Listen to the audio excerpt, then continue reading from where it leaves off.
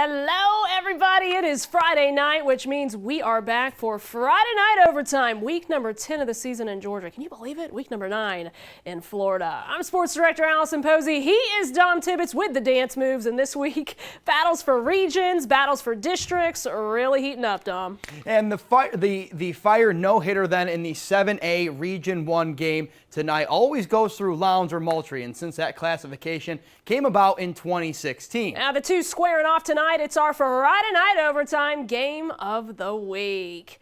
Each have one region game to go, but a win tonight puts the victorious team in the driver's seat for the region. Colquitt County, they won this matchup last year.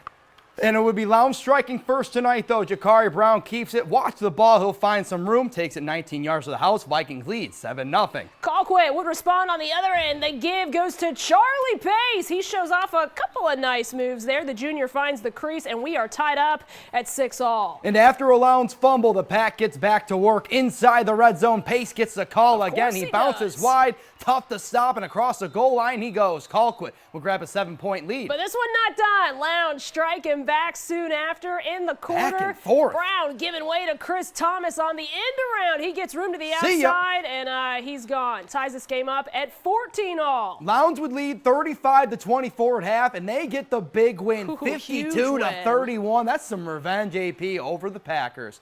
Now in 4A, Thomas County Central undefeated in region play at CAIRO for a Region 1 battle. We start second quarter. Syrup makers on third down. They'll convert courtesy a little scramble and a nice catch by Tyree Kelly, which will lead to this field goal opportunity for CAIRO, but it's partially blocked, and the Yellow Jackets, they're going to have a chance to score before half, and that's exactly what they do. Sam Brown scans the field, goes deep, and connects with Trey Hewitt. 69 yards, folks, to the house. TCC takes a 13-0 lead into halftime, but CAIRO would score 14 unanswered in the second half, and of course, we're not there to pull out the 14-13 win. Huge for those region standing implications. Absolutely. BAINBRIDGE also 2-0 entering tonight's 4A Region 1 battle with Westover. Third quarter action for you. Bearcats up big, but Westover's Demetrius Green trying to spark life for the Patriots. He comes up with a huge sack, but that momentum, lunch pail. Yeah, it doesn't last very long. Very next play, Bo Smith going over the middle to Zy Cripson on the slant route, picks up the first down, and a whole lot more. A few plays later, the duo, they're going to finish the job. Crispin waltzes into the end zone, and BAINBRIDGE goes up 33-8. Bearcats control their own destiny now in a whopping 40-8 win with that Central loss. In Florida, Class 6A District 2 belongs to Mosley, but the 2 spot still up for grabs. Lincoln and Rickards squaring off tonight, looking to boost that resume. The Raiders taking on the Trojans at home. First quarter, we're going to get the action started.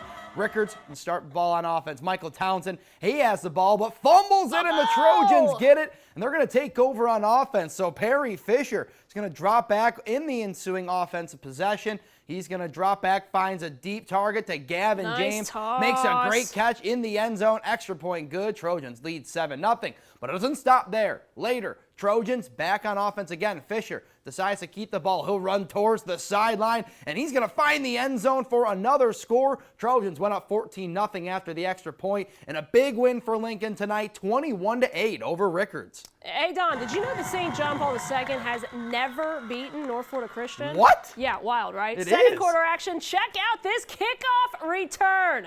Mikhail Schuler taking off like a rocket, and he makes this one look easy, folks. He is fast. The Panthers go up 35-8 after the made extra point over NFC. Next drive for the Panthers. They're not done yet. Tremaine Hughes Jr. throwing to Leon Washington.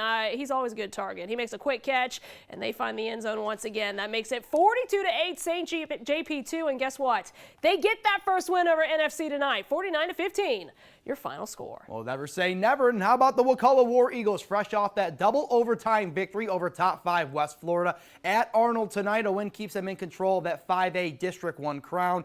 Marlins can't get it going on offense, so back to Wakulla, but the Marlins defense doesn't let them keep it for long. Cleese with a fumble, and the Marlins recover on the sack and forced fumble recovery. Cleese is going to make that mistake again, though. This time he goes and sails this ball down the field to Samron Brynson to get them close inside the end zone. Then Cleese going to hand the ball off to his running back, Zamarian Smith, to finish off the job. Finds a path right on through the defense and past the pylons for the score. It's 14-0 Wakulla. McCullough, and they'll just keep it rolling with a big win over the Marlins, 42-7. Hey, cheerleaders, you know what to do.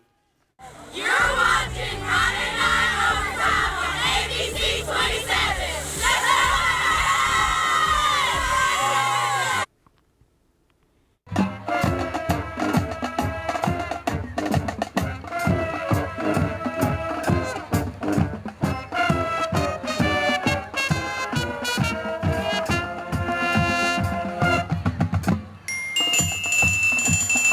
It's like a spy thing. I like that little bells at the end. I know, right? It's groovy. The Madison County High School Marching Band. They are our band of the week. And we've had big region games tonight, big district games, and how about just a big game in general? Oh yeah, there you go. We heard from the band, so let's hear from the boys. Madison County hosting Columbia tonight. These two, they're in different classifications, but they're also perennial powers. Former Cowboy head coach Randy McPherson back at Boot Hill as the 20th anniversary of that 2001 state title was recognized tonight. Second quarter, Madison up 14-0, back on offense, but coughing it up. The fumble. Jerome Carter, he recovers it for Columbia, but they didn't have it for very long. Perfect toss from the Tigers to the wrong guy. Orient Livingston right there Still to make the toss. grab, and the ball going back to the Cowboys. Nothing comes of it, but Madison would finally get things going here. Jamie Hampton scrambling. He can't find anyone, but he makes his own moves right into your living room. Plays by his own rules. A little bit later, within the 10 now, 10 seconds to go until the half, and it's Hampton again. He can't find anybody, so he keeps it himself.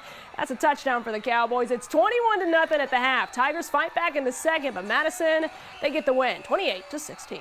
At Osceola Christian, the Warriors hosting Bell. It's pink night for the Warriors. Osceola's up 14-0 with the ball, looking for more second quarter. Bell making it hard for them to do anything, though. Elliott Spears all over it, so the Warriors forced to punt. Bell can't hold on to it, and Osceola's going to take advantage of the miscue. Doink! Ryan Moody's going to recover the doink, and so here they go back on offense.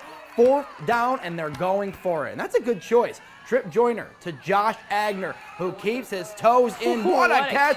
First down and a whole lot more. And the Warriors will find pay dirt soon after. Joyner to Gabe Gallo-Amaro. He's in for 6. The extra point, no good.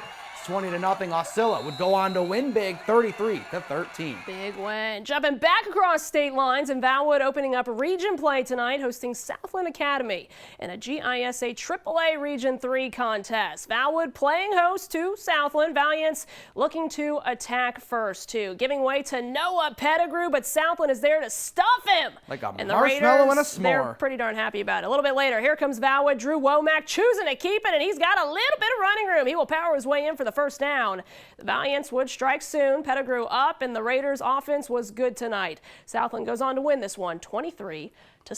In Single A, Pelham at Terrell County, we pick it up midway through the first quarter. Pelham's Zane Touchton drops back to pass, throws it deep down the right side to Jordan Hurts. He mosses a defender. He's eventually pushed out at the 1-yard line, which would set up this very next play. Hornets hand it off to Jermaine Johnson, and he bulldozes his way in for the Pelham touchdown. Extra point block, 6-0 Hornets with 1:47 to go in the first.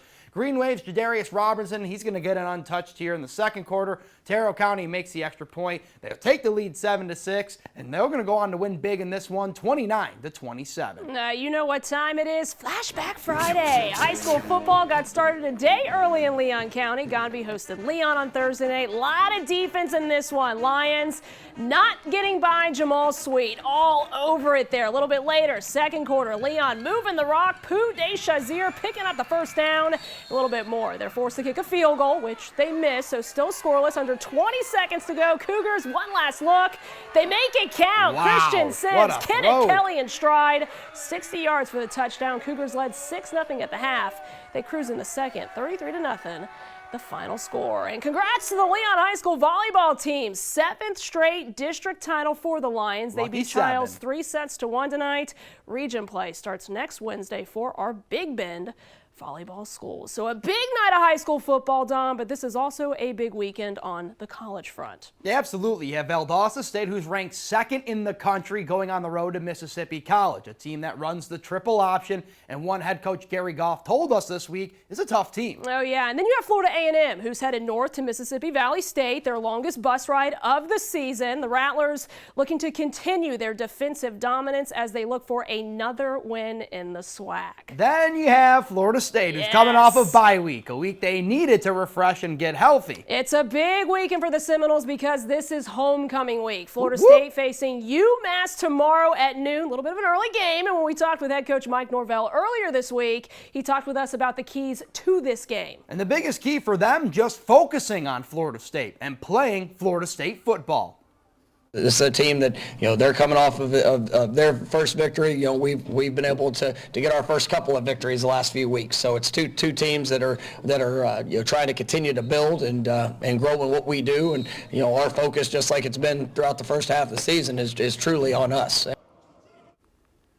Absolutely. That game tomorrow at noon, and be sure to keep it locked right here to ABC 27. We're going to have coverage of that all weekend long. So Florida State here in Tallahassee, FAMU, Valdosta State on the road.